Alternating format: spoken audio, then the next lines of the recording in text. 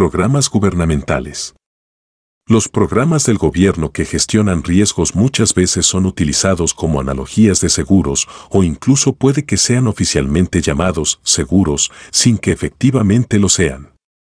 Por ejemplo, el Programa Nacional de Seguros contra las Inundaciones de Estados Unidos asegura casas en lugares que son demasiado arriesgados para una compañía de seguros real y cobra primas muy por debajo de lo necesario para cubrir los costes, haciendo que los contribuyentes cubran la diferencia. Además, la Agencia Federal de Gestión de Emergencias ayuda a las víctimas de las inundaciones, huracanes y otros desastres naturales a recuperarse. Pero no se limita a ayudar a personas que han sido golpeadas por desastres impredecibles, también ayuda a adineradas comunidades de centros vacacionales a construir en áreas cuyos altos niveles de peligro son conocidos. En palabras del exalcalde de una de estas comunidades, Emerald Island, en Carolina del Norte, Emerald Island básicamente utiliza la Agencia Federal de Gestión de Emergencias como una póliza de seguro. Al amparo de una protección financiera fuertemente subvencionada, se han constituido muchas comunidades costeras muy vulnerables en Carolina del Norte. The Washington Post informó: en las últimas 2 décadas se ha vivido un auge sin precedentes en la construcción de comunidades costeras que ha transformado tranquilas aldeas pesqueras en modernos centros vacacionales. El valor del terreno se ha duplicado y triplicado, y existen terrenos frente al mar que se venden por $1 millón o más. Pintorescas cabañas costeras han sido reemplazadas por imponentes hoteles con habitaciones, salas de juegos, ascensores, bañeras de hidromasaje y piscinas. Todo esto es posible debido a la disponibilidad de dinero del gobierno para reponer todos estos caros y vulnerables bienes raíces, construidos en una costa que es constantemente azotada por huracanes. Según The Washington Post, tras uno de estos huracanes, la agencia proveyó unos $15 millones para reemplazar la arena que se había llevado la tormenta. A diferencia de los seguros reales, los programas como la Agencia Federal de Gestión de Emergencias y el Programa Nacional de Seguros contra las Inundaciones no reducen los riesgos globales. La gente por lo general reconstruye sus casas y negocios en lugares que son bien conocidos por su vulnerabilidad frente a huracanes e inundaciones, muchas veces alentados por la prensa debido a su coraje. Pero los riesgos financieros que generan no son pagados por aquellos que los crean, como es el caso de los seguros, sino que son los contribuyentes los que se hacen cargo. Lo que esto quiere decir es que el gobierno hace que sea menos caro para las personas vivir en lugares peligrosos, provocando costes para la sociedad en general, dado que las personas optan por modelos más arriesgados que si tuviesen que cargar con los costes ellos mismos, ya sea a través de primas de seguros más altas o con pérdidas financieras y ansiedad. La experiencia del periodista de televisión Jon Stassel es muy común. En 1980 construyó una casa en la playa. Hermosa. Tenía 4 habitaciones, cada una de ellas con vista al océano Atlántico. Estaba construida en un lugar absurdo. Estaba al borde del océano. Todo lo que se interponía entre mi casa y la ruina eran unos 30 metros de arena. Mi padre me dijo, no lo hagas, es muy arriesgado. Nadie debería construir tan cerca del océano. Pero yo lo hice de todos modos. ¿Por qué? Como dijo mi arquitecto, ansioso por hacerse cargo del proyecto. ¿Por qué no? Si el océano destruye su casa, el gobierno le pagará una nueva. 4 años después, vino una tormenta y se llevó el primer piso del señor Stassel y el gobierno se lo reconstruyó.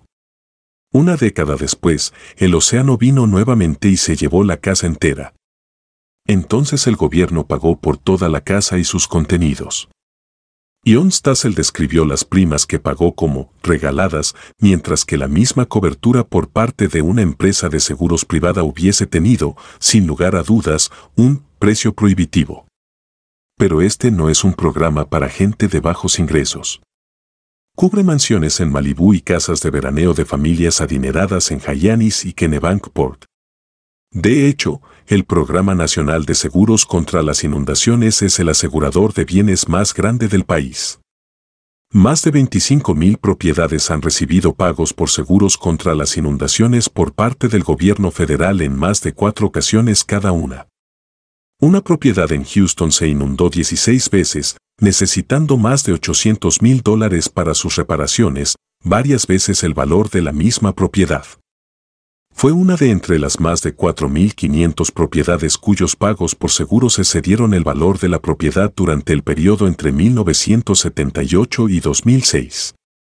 Existe una inclinación casi políticamente irresistible a proporcionar ayuda humanitaria a las personas que han sido víctimas de terremotos, incendios, tornados y otros desastres naturales, al igual que a destinar dinero para reconstrucciones. Las trágicas imágenes en la televisión nos hacen ignorar cuál era la situación cuando decidieron irse a vivir allí. El coste de reconstruir Nueva Orleans tras ser azotada por el huracán Katrina ha sido estimado como suficiente para pagar $800,000 a cada familia de 4 personas en la ciudad, lo que habría cubierto su traslado a un lugar más seguro si así lo desearan. Pero es poco probable que se haga una oferta como esa. Incluso cuando no hay ningún desastre natural, su simple posibilidad suscita solicitudes de ayudas gubernamentales, como indicaba un editorial en The New York Times. Con las primas en constante alza y las empresas aseguradoras recortando cientos de miles de pólizas de propietarios de casas desde el Golfo de México hasta la costa de Florida y Long Island, existe un riesgo real de que pronto millones de personas no puedan comprar un seguro. Este es un argumento convincente para que el gobierno ofrezca ayuda. Este tipo de argumentos son presentados como si el único problema real fuese el de cubrir el coste de los daños y no el de reducir el riesgo de los daños haciendo que no se ubiquen en lugares peligrosos. Las aseguradoras privadas generan incentivos para que la gente se traslade al cobrar primas más altas en las ubicaciones peligrosas. Pero los controles de precios impuestos por el gobierno han tenido resultados predecibles, como el mismo editorial observó. Las aseguradoras privadas han subido sus primas lo más que pueden, y cuando se les ha prohibido subir los precios, han dejado de cubrir las casas más arriesgadas. La asistencia humanitaria del gobierno también difiere de los pagos privados de las empresas de seguros de otra forma. La competencia entre las compañías de seguros no solo implica precios sino también servicios.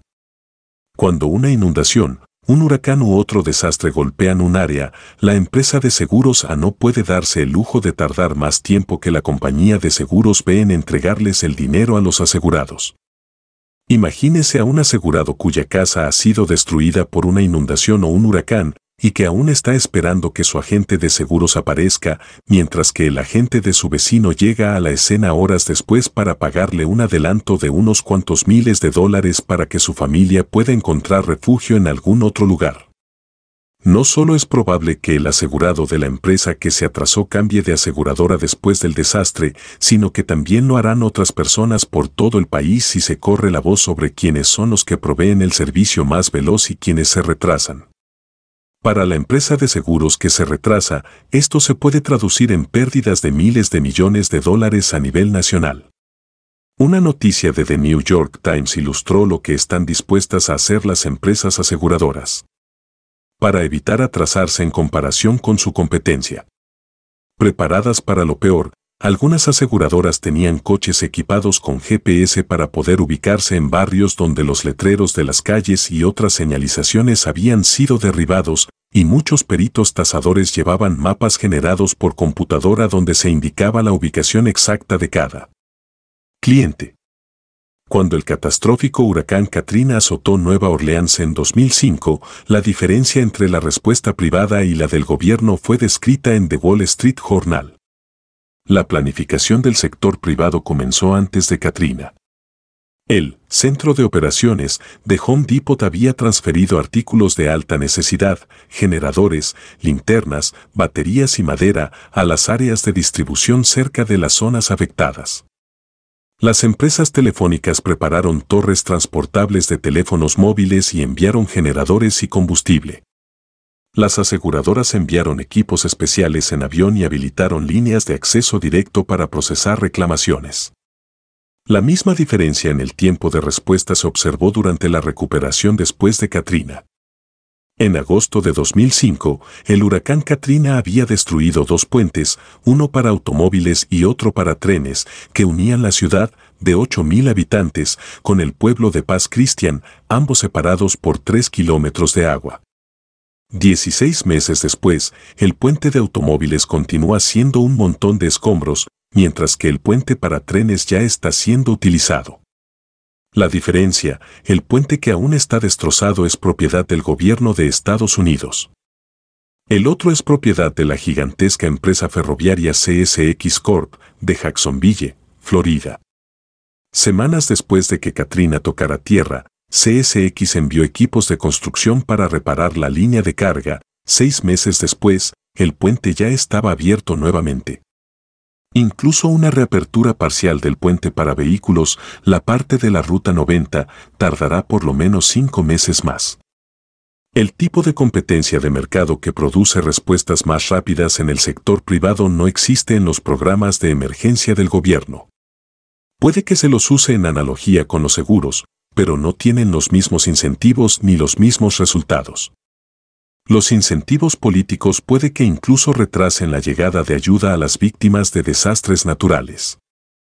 Cuando hubo miles de muertes causadas por un enorme ciclón que azotó la India en 1999, la prensa de ese país informó de que el gobierno no estaba dispuesto a pedir ayuda a las agencias internacionales por miedo a que eso fuese visto como una admisión de las insuficiencias del mismo gobierno de la India.